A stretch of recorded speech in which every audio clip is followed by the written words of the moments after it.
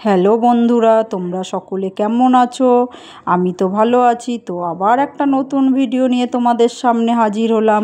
তো দেখো, আমি তো রেডি হয়ে গেছি বজরংবলীর মন্দিরে যাব বলে। আজ তো হনুমান জয়ন্তী, তোমরা সকলেই নিশ্চয়ই জানো। তো এখন আবার ম্যামের আবার তার মাঝখানে একটা ফোন এসেছিলো যে মেয়ের ছুটি হয়ে গেছে, তাই আনতে যেতে হবে ওকেও। তো মা এদিকে বলছিল আমি একা থাকতে পারবো না, তাই মেয়েকে আবার বাড়ি দিয়ে যাব।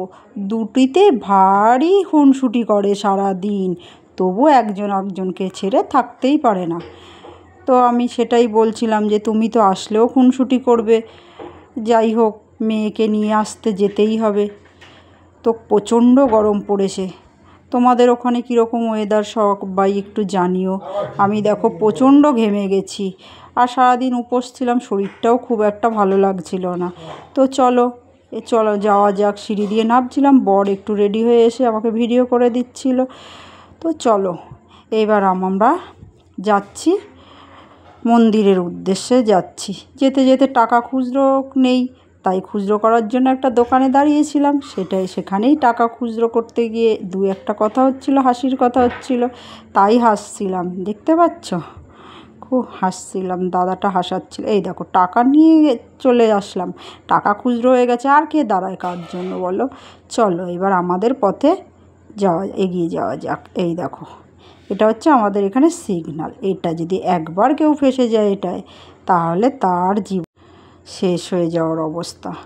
দেখো আমরা সিগন্যালটা ক্রস করে চলে গেলাম। আবার একটা সামনে সিগন্যাল ছিল না যদিও বা। দেখো বাইকটা এসে দেখেছিল, এক্ষুনি আমাদেরকে ধাক্কা মেরে দিচ্ছিল। এই দেখো যেতে যেতে দেখা গেল একটা তরমুজ দাদা যাচ্ছিল। তো দাদাটাকে দাঁড় করালাম, যে জিজ্ঞাসা করছিলাম তরমুজ কত করে, মিষ্টি হবে কি না এইসব জিজ্ঞাসা করছিলাম। দাদাটা বলল খুব মিষ্টি হবে। আমি বললাম দাও তাহলেও একটা। তো দাদাটা কেটে আবার দেখালো, দারুণ মিষ্টি ছিল। তো চলো, আমাদের তো মেয়ে নেমে পড়েছে ম্যামের বাড়ি থেকে, তাই ওকে বলছিলাম তরমুজটা তুই নে, আমি পেছনে বসবো। তো তরমুজটা ধরতে খুব অসুবিধা হবে, তাই ওকে বললাম। ও ঠিক আছে বলল। এইবার চলো, এই দেখো মেয়ে বললো ফুচকা খাবে, আবদার করলো। তো ওর আবদার কি আর ফেলা যায় বলো। ফুচকা দেখে তো আমারও জিভে জল আসলো, কিন্তু এই সময় তো উপোস, আমি এইসব কথা বলতেও নেই, তবু কি করবো বলো, মনের কথা কি আর চেপে রাখা যায়। এই দেখো কাঁচা ছোলা দিয়ে আমার তো ফুচকা খেতে দারুণ লাগে, আর এই দাদাটা ভীষণ ভালো ফুচকা করে।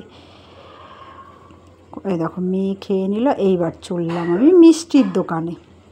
তো মন্দিরে যাব, একটু মিষ্টি না নিলে হয়, তাই দেখছিলাম ঘুরে ঘুরে কোন মিষ্টিটা নেওয়া যায়। তারপরে তো ভাবলাম যে বজরংবলী তো মন্দিরে গেলে তো লাড্ডু তো নিতেই হবে, তাই একটু 4 পিস লাড্ডু নিয়ে নিলাম, আর 4 পিস নিয়ে নিলাম সাদা মিষ্টি। বড় বাবার মন্দিরেও যাব। আর এইগুলো দেখাচ্ছিলাম, দেখো এইগুলো আমার রাতে খাবার পরে এই মিষ্টিগুলো আমার চাই। এই নাও মিষ্টি নেওয়া হয়ে গেছে। তো ফুলের দোকানে চলে গেছি, ফুল দেখছিলাম কি কি ফুল নেওয়া যায়। এখান থেকে আমি নিয়েছিলাম নীলকণ্ঠ ফুলের মালা, একটা নিয়েছিলাম আকন্দের মালা, আর একটা জবার মালা। তো চলো দেখা। ও বাবা, এখানে তো দেখছি এলাহি ব্যাপার। দেখেছো, পুরো দুর্গা পুজোর মতো লাগছে, রাস্তাটা এত সুন্দর সাজিয়েছে। তারপরে চলে আসলাম একটু ফলওয়ালা দাদার দোকানে। তো ফল নিচ্ছিলাম, এখান থেকে 4-6টা কাঁঠালি কলা নিয়ে চললাম মন্দিরে, যে যার উদ্দেশ্যে যাওয়া। সেখানেই গিয়ে একটু প্রদীপ ধূপকাঠি জ্বালিয়ে দিলাম। দেখো না, ওদিকে বজরংবলীর মন্দিরে গিয়ে কোনো ক্লিপই নিতে পারলাম না, তাই চলে আসলাম বড় বাবার মন্দিরে, ওখানে পুজো টুজো করে। তো এখানে এসে একটু তোমাদের সঙ্গে শেয়ার তো করতে হবে বলো, সারাদিনটা আমি কী করলাম তো দিতেই পারিনি। এত শরীরটা খারাপ লাগছিল উপোসের জন্য, তাই ভাবলাম তোমাদের সাথে এইটুকু ভাগ করে নেওয়াই যায়। শুধু আমি কি একা পুণ্য কামাবো বলো, তোমরাও সাথে একটু পুণ্য কামিয়ে। তো দেখো এখানেও ভালোই ভিড় ছিল, তবু আমি ভিড়টাকে এগিয়ে ঠাকুরের সামনে চলে গেলাম, যে সবার জন্য প্রার্থনা করছিলাম যে ঠাকুর সকলেরই মঙ্গল করুক। বাবা কি ভিড় দেখো, দেখতে পাচ্ছ? এটাই দেখানোর জন্য তোমাদের ভিডিও করে দেখাচ্ছিলাম যে দেখো ভিড়। বর তো ওদিকে রেগে গেছে যে এত ভিড়ে কে এত ভিড়ে কি করে থাকা যায়, চলো চলো তাড়াতাড়ি চলো, বাড়ি চলো। তো চলেই আসলাম, চলো এগিয়ে যাওয়া যাক। বাবা, একটু ফাঁকা জায়গায় এসে একটু শান্তি মিলল। ওদিকে দেখো একজনের আঁচলটা এসে আমার গায়ে পড়ছে বারবার করে। আমি বলছি তো চলো, কালকে তো নীলের উপোস, তো কিছু তো কেনাকাটা করতে হবে, ফুল ফল, তাই ফল ফুল একটু কেনাকাটাই করা যাক, নিয়ে নিই কালকের জন্য। না হলে বাবা আবার দুপুরবেলায় বেরোতে হবে কালকে, আর রোদ্রে ভীষণ কষ্ট হয়। তাই আজকেই সন্ধেবেলা একটু ঠান্ডায় ঠান্ডায় নিয়ে নিলাম কালকের পুজোর জন্য একটু ফুল ফল সব নিয়ে নিয়েছি। দেখো প্রচণ্ড ভিড় ছিল, কিছুতেই আমাকে দাদাটা দিচ্ছে না। আমি বলেই যাচ্ছি আমাকে দাও আমাকে দাও, কিছুতেই দিচ্ছিল না। তাই আমি বা দাঁড়িয়ে কী করি, ভিডিও করেই যাচ্ছি। বোরিং হচ্ছিলাম যদিও বা, তবুও দেখো একটু তো দাঁড়াতেই হবে। এইটা দিচ্ছিল, আমাকেই দিচ্ছিল এই দাদাটা, বলছিল বেলগুলো, কিন্তু বেলগুলো ভালো ছিল না। তাই আমি ওই দোকানটা থেকে আর বেল নিইনি। আমি বললাম যা হয়েছে আমাকে টাকা ফেরত দাও, আমি বাড়ি যাব। তো বাড়ি চলে যাচ্ছি এখন।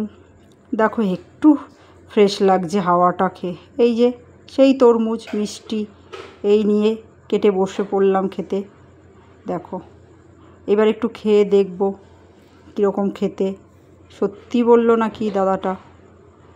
তো আমি তো খেয়ে নিলাম। জানো তরমুজটা ভীষণ মিষ্টি ছিল, সেটাই আমার মাকে বলছিলাম, ভালো মিষ্টি হয়েছিল। তো আমি খাচ্ছি, সারাদিন জল খাইনি। যাই তরমুজটা খেলে একটু জল পিপাসা কিন্তু মিটে যায়, তাই না? তো সেটাই বলছিলাম আমি ওখানে, আবার তোমাদেরকে টাটা করে দিচ্ছিলাম একটু। এই দেখো চলে আসলো আমার ডিনার। এটা কি বলো তো, ডাল ভেবো না আবার তোমরা, এটা হচ্ছে সাবুর পাতলা করে খিচুড়ি করেছিল। এটা ঠান্ডা হলে অবশ্য একটু জমে যায়, তখন আরও ভালো লাগে।